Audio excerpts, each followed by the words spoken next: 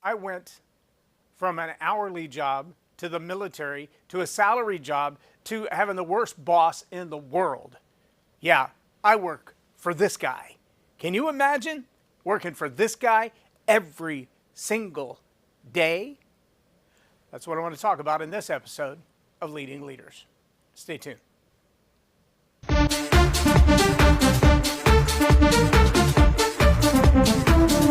Think storytelling's just for bedtime? Nah, it's the secret sauce for business magic. Stuck in a rut with bland pitches and yawning clients?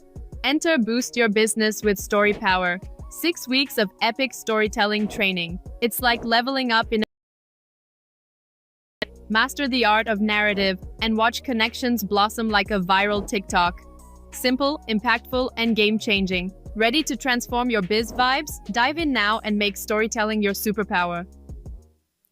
Subscribe now for access to our extensive media library of leadership lessons promoting faith, family, and freedom. Begin your personal growth plan at storypoweracademy.com for leadership development and communication skills training. I'm J Loren Norris with Leading Leaders Podcast. It's a really significantly different thing to work on an hourly job where you get paid by the hour, whether it's $2 an hour, $20 an hour, $200 an hour, if you know that someone else is responsible for payroll. You show up, you do your work, you get paid for being present. You get paid better if you're present and you do your job. You get paid even better if you're present and you do your job and you do your job well. Like in contrast to or comparison to everyone else who does the same job.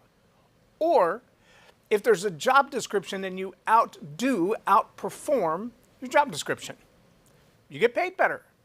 The more you do, the more you make. The more you make, the nicer things you have. There seems to be a direct correlation between what you do and what you have. The amount of hours you work, more money, more stuff. If the stuff is important to you, if the things that you have, the vacation home, the boat, there's a country song that says, maybe money can't buy me happiness, but it can buy me a boat and a truck to pull it. And a Yeti 110 eyes down with, it can't make you happy per se, but all the stuff that makes you happy kind of comes from the things that you have, and the things that you have come from what you do. Now, here's the challenge for a lot of people, whether you work for an hourly paycheck, where every time you show up, if you do the job and you do it well, then the number of hours reflects the amount of pay. Well, many people progress from there to the salary. Now, the salary is kind of a bait and switch, in my opinion, because the salary usually says, I'm going to give you a fixed amount of money so you can kind of anticipate what this is, and maybe each year we'll review it, and maybe you get a raise, maybe you don't. Maybe the earnings of the company are great and you get a bonus, and maybe you don't. But you're going to get this fixed amount of money every year based on the quality of work, the type of position, the type of job. And when you move from hourly work to salaried work, most of us felt like, or I did anyway, I've made it. I'm not on the clock anymore. I'm not punching the clock. What I did find, though, is that when I moved into salaried work, whether it was a salary with a commission, or it was just a bigger salary with no commission, or a bigger salary with a little bit of a bonus attached to success of the company, when I worked salary, I worked more hours than I did when I worked hourly. I just didn't get paid for them. I mean, I guess technically the salaried position paid more than the hourly position if it was a 40-hour work week. But for many people move into that 40-hour work week and then they end up doing another 48 or 50 hours instead of 40, that 8 to 10 hours of time and a half overtime, that can be pretty lucrative. And if you do that on a regular basis, it can pretty much make up a paycheck, like an extra paycheck, like a side hustle. The minute you move into salary, the company usually adjusts that a little bit to say, I expect you to work 50 hours. I mean, I'd never say that. It's a 40-hour position. But I'm going to pay you as if you're working 50 because you're probably going to have to work 50. And almost every salaried position I've ever been in, there was not only the position expectation that I was going to be there the 40 hours plus whatever was necessary to get the job done, but that I'd also be on call if they needed me to be there because an hourly person called in sick, or the job demanded a little extra, or I had to travel, which I did for several years with one particular salaried position. There were days I'd spend 2 or 3 weeks in the field. Well, I'm never home. There's never any real downtime. I'm constantly working, and even when I'm back in the hotel room, I'm preparing for the next day. So it's not like I come home or even go to the hotel and check out at 5 o'clock. No, there's always something going on, dinner meetings, client meetings, whatever else. All right, so if you're going to have more, you got to do more. And maybe you do that by the hour. Maybe you do that as a salary. Maybe you did like I did and said, I'm sick of working for the man. I want to work for myself now. And for many years, I've said I'm an entrepreneur, but then as I'm even longer in the tooth as an entrepreneur, I realize I'm not an entrepreneur until I have employees. I'm not an entrepreneur until my business is generating $1 million a month, $1 million a year. I'm not an entrepreneur until I have, and there's a whole list of things that people say, well, that's an entrepreneur. Before that, you go from hourly employee to salary employee to self-employed. And that's kind of in the gap where I'm at right now. I'm somewhere between, I don't work for anybody else, I work for myself, and I don't really have a whole bunch of employees, so I'm not an entrepreneur yet. I don't generate enough revenue to be called an entrepreneur yet. So I'm self-employed, which means I have a job, and this guy's my boss. That's pretty much what it means. Now, in that aspect, that do more, have more relationship hasn't really gone away. It just has one other caveat, if you will. See, in the past, when I do more, there was somebody else measuring my do. There was somebody else going, well, did you punch the clock? Did you show up on time? Did you do the tasks that were on the list? Did you finish the objective that the organization set out for you? And if the answer was yes, then I get my check. And if the answer was no, then I get to look for another job. I don't know where you're at in that scale. Maybe you're still in the hourly. Maybe you're young and you're just starting out and you're trying to figure out exactly what I'm being. Maybe you're one of those really smart guys that at 22, 23 years old, you figured out how do you make a YouTube video and make $50,000 a video and never had to go to work for anybody else. But if you're like most people, the 97%, you worked maybe at a fast food restaurant or I don't know, a home goods supply company or doing lawn work. And you worked by the hour, you got paid for your performance and your show up. And if you showed up and you performed, then you got paid. And then you moved to that next category. And in both of those roles, you're not responsible for the payroll. You're not responsible for the marketing and the sales. It's not your job, unless you're in sales, to go get the new customers. Your job is to show up, complete the tasks on the list, follow the protocol of the business, and get the work done. And at the end of the day, when you take your time card out and you put it in this little slot, proverbially speaking, or literally, I guess, in some cases, when you swipe your phone and check in and check out, when you check out, you're done. You go home. That's the end of the day. It's the end of the job. It's the end of the work. Now, maybe you had to work overtime, and maybe you didn't, but either way, when you go home, you're done. When you move into that salary position, sometimes that work follows you home. And there's a deadline to get work done that maybe or maybe not can be done in a 40-hour work week while you're sitting at your desk, while you're on the job site, while you're following.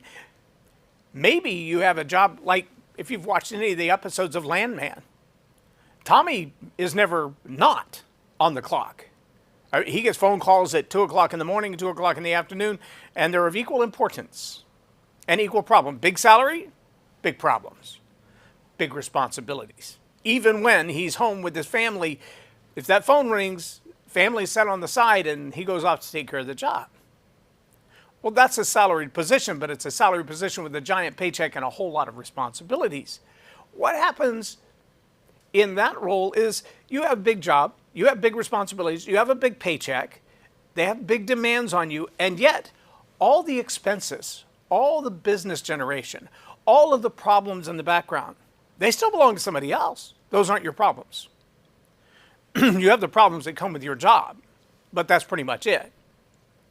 See, the more you move from day labor, hourly labor, into management, into leadership, your paycheck gets bigger, your problems get bigger, and yet still there's a company in the background that's paying the bills. I remember when I worked in corporate America, 50 hours a week, sometimes more, got my salary, got my bonuses, but I had a budget of marketing money, a budget of travel money, a budget of expense money that did not come out of my pocket. I didn't have to pay for any of that. I had to pay for me, for my stuff, the stuff that I wanted to have, that my family wanted to have, the vacations they wanted to go on, the trips they wanted to go on, the things they wanted to buy, the new bicycles, cars, whatever it was. That was my responsibility. Marketing budget, not my problem. Sales team, hiring, firing, training, not my problem. Wasn't my job. Wasn't my budget.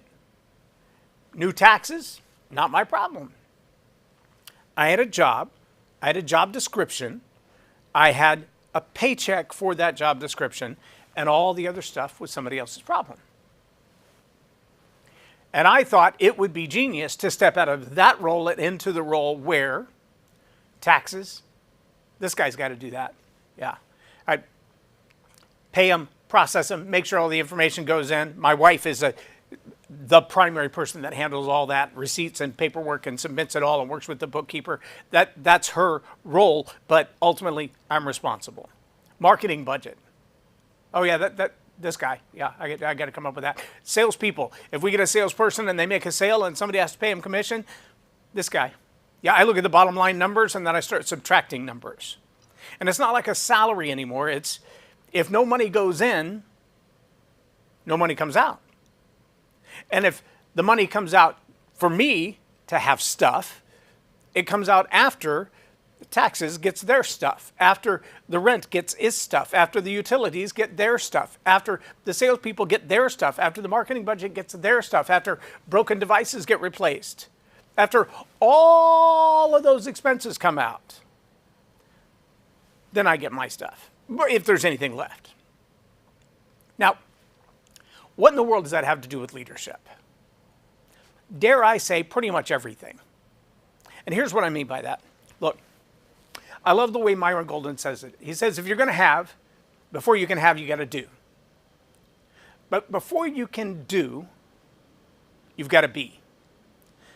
Now, the title of this podcast lesson, it's about downtime. Is it a distraction? Is it a diversion? Is it a delay? Or is it time for deep reflection? That's a B question. That's a who are you kind of a question. That's a leadership question. It's more than a time management question. It's a who kind of person are you question. See, the challenge we face as leaders, self-employed leaders, entrepreneurial leaders, whether we're responsible for 2 other people or 10 other people or just our own family or even just ourselves, is that one of the things we have to manage best is time. And you don't get any more of it. You get the time that you have. Now, what you do with that time, whether it's doom scrolling, or it's studying, or it's improving yourself, or it's just doing the functions of the job description that's in front of you. Each one of those has its own ROI, for lack of a better term, the return on investment.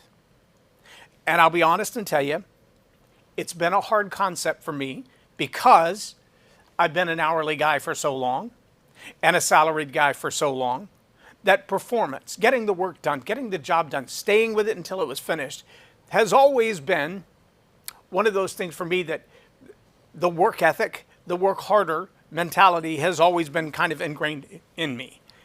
You want to make more money mowing yards? Mow more yards. You want to be able to raise your rate mowing yards? Do more things while you're mowing the yard. Throw in a little weed eating. Do a little, pick up the garbage, pick up the leaves, trim the trees. Each one of those things adds on a little more revenue. So you don't have to do more yards per se, you just charge more per yard. those absolute ethics, mathematics of growing your business or your side hustle seem pretty absolute. You know what doesn't seem absolute? Rest. It's really, really hard to put an ROI on rest. I know if I'm in a lawn mowing business, I can get one lawnmower and I can mow 1 yard, and while I'm mowing that, that's my time and my mower getting the work done. And if I invest, i.e. take a little bit of the earnings from mowing a lawn and buy a trimmer, then I can charge more for mowing and trimming, and I didn't waste the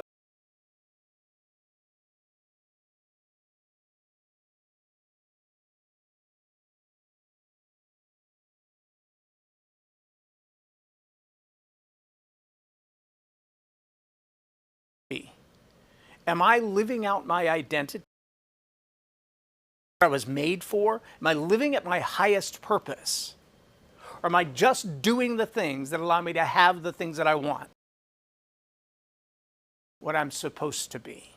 See, there's a time for downtime, and in that downtime, I recommend not just doom scrolling, but deep reflection. Ask yourself what was I meant to do? If I look back on all the things that I've accomplished, the ones that I absolutely love, I find my passion and my identity and my purpose. Because when you find that, your being and your doing are elevated to another level, which means your having is unlimited. What do you do in the downtime is not a do question. It's a be question. I want you to take some time to answer it. I'm J Loren Norris with Leading Leaders Podcast for Tell It Like It Is TV. Have a blessed day. There is a retreat coming up that I want you to know about. It's called the Story Power Academy Retreat.